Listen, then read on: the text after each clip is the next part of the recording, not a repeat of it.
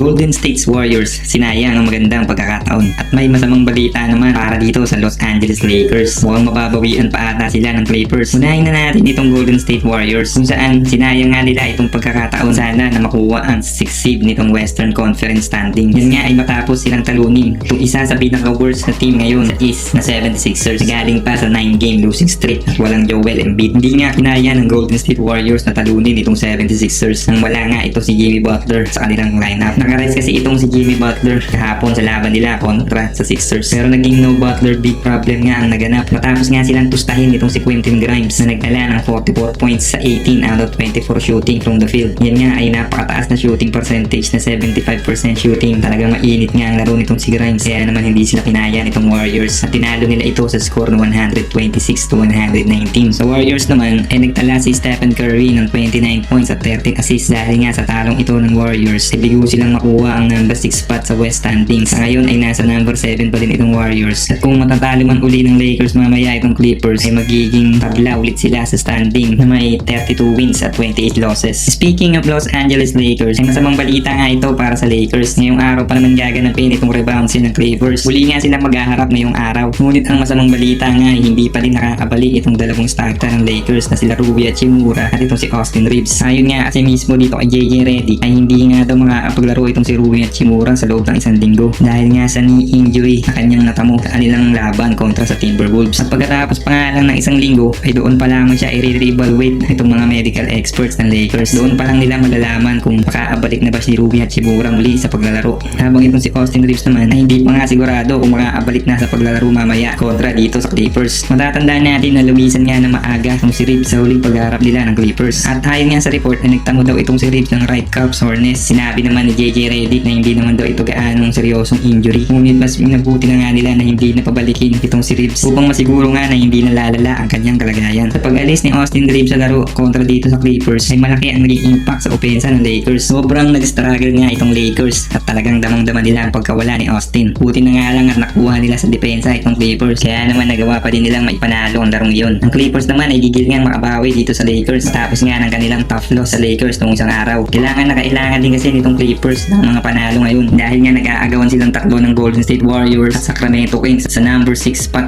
sa Western standing. Ang problema ng Clippers ngayon ay wala pa din sa kanilang lineup itong kanilang best scorer ngayong season na si Norman Powell at nadagdag pa nga sa injury report itong si Derrick Jones Jr. Anong masasabi niyo tungkol dito? Maaari kayo magkomento ng inyong mga opinion at babasahin natin yan. Huwag nyo na din kalimutang i-like ang video na ito at mag-follow na din para sa iba pang basketball updates. Maraming salamat sa suporta.